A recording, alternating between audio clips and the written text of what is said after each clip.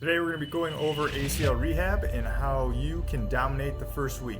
First week of the ACL rehabilitation post-op surgery, no matter if it's quad tendon repair, patellar tendon repair, or hamstring tendon repair, the first week is essential to set you up for success and get you ahead of the game in your recovery. So don't take the first week lightly.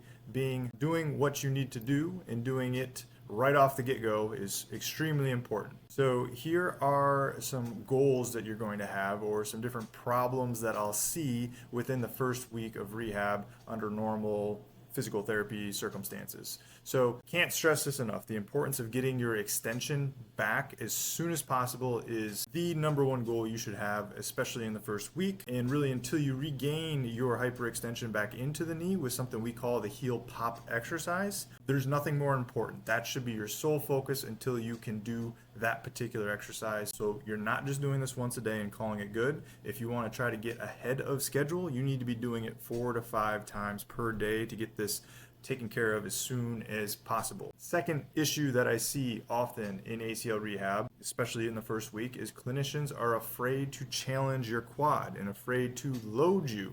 This holds true pretty much through the whole entire rehab process. A lot of rehab clinicians, a lot of physical therapists, a lot of physical therapy clinics don't have above a 45-pound plate, which is just ridiculous. But you have to be able to load the quad, and you should start that process day one. Now you need to be smart doing it. So one of the things we do early on in ACL rehab is we start knee extensions right off the get-go from day one. A lot of clinicians fear knee extensions. They think it's bad for the ACL. Couldn't be further from the truth. Later on, people fear loading the squat. They don't know how to coach the squat. They see an offload of the squat and they get concerned.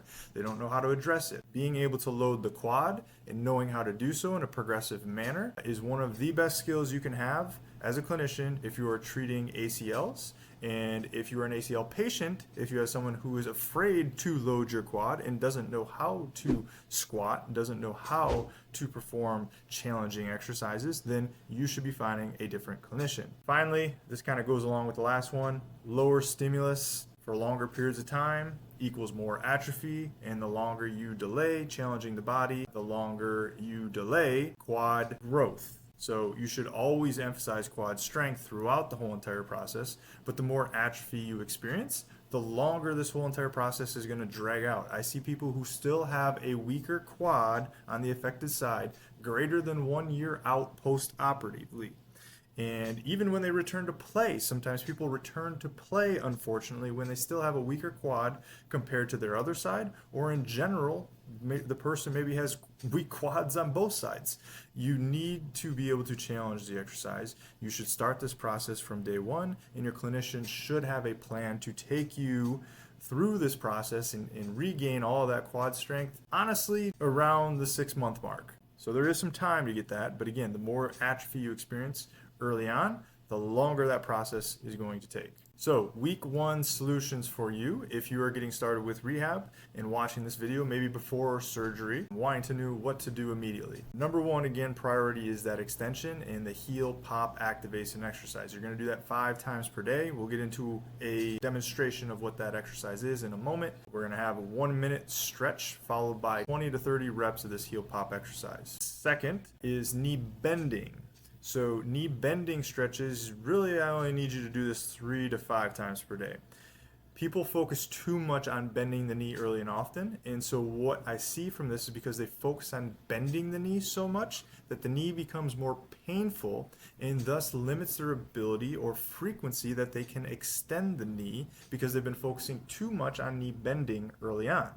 Don't get me wrong, you got to get your full knee bend back, but if you emphasize knee bending prior to regaining all your knee extension, you're going to delay your knee extension progress, and that is not what you want to do. And then finally, one other way of regaining knee extension is making sure, again, you challenge the quad with load. You can start simply with knee extensions body weight, progress to a light ankle weight, progress to a band, and then a cable machine or a weighted machine that you often see in the gym. Secondary to that, wall sits on day 1, as long as the person is allowed to weight bear, is safe to do on day 1.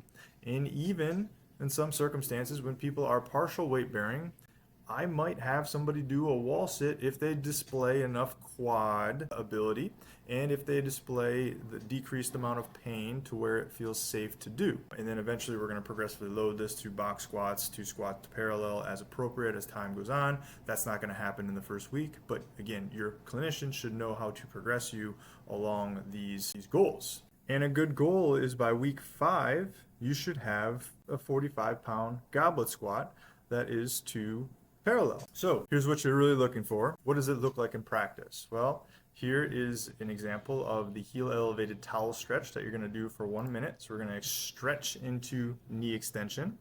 So here is that knee extension stretch. You're sitting on the table.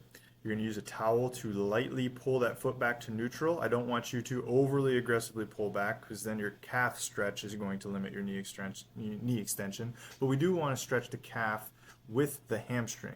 Your calf crosses the knee joint, and so that's why we want that foot dorsiflex to neutral.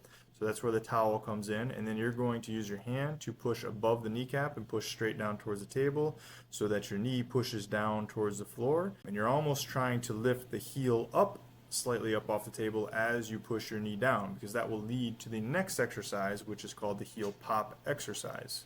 And so you're going to hold that heel elevated towel stretch for 1 minute, and you're going to follow that up with the heel pop exercise. And so here is the heel pop exercise. You can see how the heels are lifting up off the ground or up off the table as the knee is pushing down towards the floor. This right side is the non-affected side in this patient. The left side is his surgical side. Oftentimes I'll have people do both legs at the same time so they can get that mind-body connection to what the good side feels like, to how the affected side should feels like. So you can do both legs at the same time. Eventually you can just do one leg or the affected leg. You don't need to do both legs at the same time, but again, it can be useful to sort of feel that. Oftentimes I'm just doing that body weight to start. An advanced version of that would be, as you can see, I'm using an ankle weight, 2 pounds wrapped around the foot to really challenge the load and the ability to get that heel to pop up off the table. So this is an advanced version of that. When you're starting out, you're probably not going to be able to get that heel to lift up off the ground. That's okay. Don't worry about that the first week. I want your intent to be there. So the intent is the knee goes down to lift the heel up off the table. That's your intent. Again, you're not going to be able to get that up off the table initially. That's what you want to have eventually achieved. So that's your goal. That determines that you have quad activation, quad control restored back into you. And when you have that, that opens up the possibility of all the other exercises that you can do safely. And so third exercise. So again, you're going to be doing this about 4 to 5 times per day. So we don't need to do a ton of them. I just need you to do it often to get the practice. So followed by that heel pop exercise, you're going to then do a seated knee extension. And so this is the knee extension right here. You're going to hook a band up to the chair, bench, anything that you have to hook it up at home. You're going to keep that thigh down on the chair and you're going to extend the knee out. I don't even care if you extend the knee out all the way. Just go through what feels comfortable, even if it's just going 20 or 30 degrees. Start with body weight if you have to, and then work your way up with a low 2-pound ankle weight, and then grab a smaller band and use that, and then grab a heavier band as time goes on and use that. Whatever it feels comfortable, go through as much range of motion as you feel comfortable, but start knee extensions early on and do them often. Again, even if it's just doing it body weight and going through a full range of motion, and then again, gradually add more resistance as time goes on and it feels comfortable. So if you're looking to buy something to help you out with that, I suggest these Perform Better bands. This is what I suggest all my ACL patients get, because after they feel comfortable doing it body weight, then I go to the yellow band, and once they feel comfortable with the yellow band, we go to the green, and then the blue, and then the black. It's a nice simple progression that doesn't require any machines. You just can do this at home. You don't need any fancy equipment. Something gets you started ASAP and progress as time goes on, and then eventually, after you run through this, then you do need to get to a weight room so that you can progressively load heavier and heavier with a knee extension machine. And then after doing those knee extensions, we're going to return back to the heel pop exercise and do another 15. Oftentimes what you'll notice, because you just activated the quad and gave it a greater stimulus, which requires more motor units of the quad to contract, that the heel pop exercise might feel a little bit more doable for you. And that's why we re-perform the heel pop exercise after doing a set of the knee extensions as well. And then finally, we're going to do a seated knee extension isometric where we don't worry about kicking the leg through its full range of motion. We just keep it at 90 degrees and we hold it for 30 seconds. Belt works great for this. Again, you can set it up with a chair, a table, anything at home. Keep your thigh down on the bench. The knee isn't moving. You're just kicking out into that band as strong as you feel comfortable for 30 seconds. But there's no movement. That's why we're using a belt. You can use a moving strap, something sturdy to kick out into. And you're holding that for 30 seconds. Now, oftentimes people will ask, well, how hard should I push? Well, pain is going to be your guide there. It needs to be comfortable. So you shouldn't push really, really hard for 5 seconds and then only do it softly for 30 seconds. You have to have a consistent amount of pressure for the whole entire 30 seconds. If you can't sustain a consistent pressure, then you're probably pushing too hard. So that's going to be your rate limiting factor to slow you down a little bit. It doesn't need to be aggressive. Again, this is just the first week. So whatever you can hold for 30 seconds, that's the amount of aggression you're going to take into the exercise. I don't want you petering out before that 30-second mark. So we're trying to hold it for a long period of time to build time under tension, help build those tendons thickness and the capacity of those tendons back up again. Isometrics work great for that. And another one to activate more motor units of the quad to again make this heel pop exercise easier. And then finally, you're going to finish that up with some ice and compression. I find this sleeve to be invaluable. You don't need some fancy piece of equipment out there. This knee sleeve that has a gel cold pack around it works wonderful for ACL patients. You don't need some expensive fancy machine. This works great. It provides compression and ice, and you can do it often, and you can wear it around with you too. So this is another device that I recommend. I'll put all of these links on Amazon to these devices that I'm mentioning in this video down below in the comment section for you as well. And then finally, some other considerations that you need to have beyond the exercise. Again, you're going to do that 4 or 5 times a day, every single day throughout the whole entire week. Some people will recommend using a neuromuscular reeducation unit, NMES for short. Oftentimes you will see these in the clinic. Now when you use this, it's not for pain. So we're not using the settings for pain, which creates like a little tingly sensation around the area. What we're doing is we're trying to actually physically contract the muscle to again help that mind-body connection restore.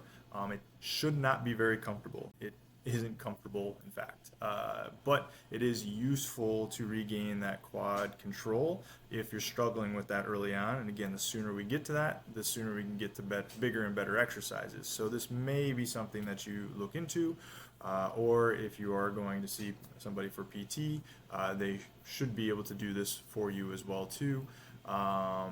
Is it required? That depends on your progress with the heel pop exercise. If you can get that heel pop exercise going right off the get-go, I'm not too worried about this. As soon as someone can do that heel pop exercise, I honestly stop using this NMES unit. Someone who has a nerve block with their surgery likely is going to need that NMES unit to help out with that quad contraction. The nerve block just creates a lot more numbness around the area, lessens that mind-body connection to the muscle more so than just what a typical surgery would. And so even if you don't have the nerve block, you're going to experience some numbness around the knee and swelling and things of that nature. But if you do have the nerve block, it creates even more atrophy in the muscle, and it feels hard to regain that full contraction back in, and that's where this unit becomes invaluable at that moment in time. So if you have a nerve block, I highly recommend using one of these every time that you do the heel pop exercise. Not necessarily every time, but at least once a day using that unit, and then still continuing with the heel pop, because I know it isn't the most comfortable thing in the world. So at least one time a day if you decide to use it. And then finally, super important, don't sleep with a pillow underneath your knee. You just went through all this work here to try to work on your knee extension. If you sleep and rest the whole entire day with your knee bent like this, then you're never going to progress with your knee extension because you're spending the majority of your day with the knee bent. So let gravity help you out. Let the knee rest down on the table. Let the knee rest flat on the bed, and do so for as long as you can, some point in time, your knee's going to feel stiff and you're going to want to move it. But again, you're doing these exercises 4 or 5 times a day, so that should also help get you moving. And then again, you should be working on your gait, should be working on your walking, something else to be talking to your physical therapist about. So if you're looking for some extra help, if you don't feel confident in the rehab that you are getting locally, you want my help online, I got a couple different options for you. Some people just want the program that I write for people and the exercises that I use on a consistent basis. So I have an entire program that's a 12-month program. That's a year's worth of workouts for you, where you can just follow it along yourself. There's no extra help from me to troubleshoot your pain or problems. So that's where option 2 becomes handy, is I give you a monthly customized workout delivered via the app that we utilized. You can text me questions, you can send me videos for coaching. I'll monitor everything for you.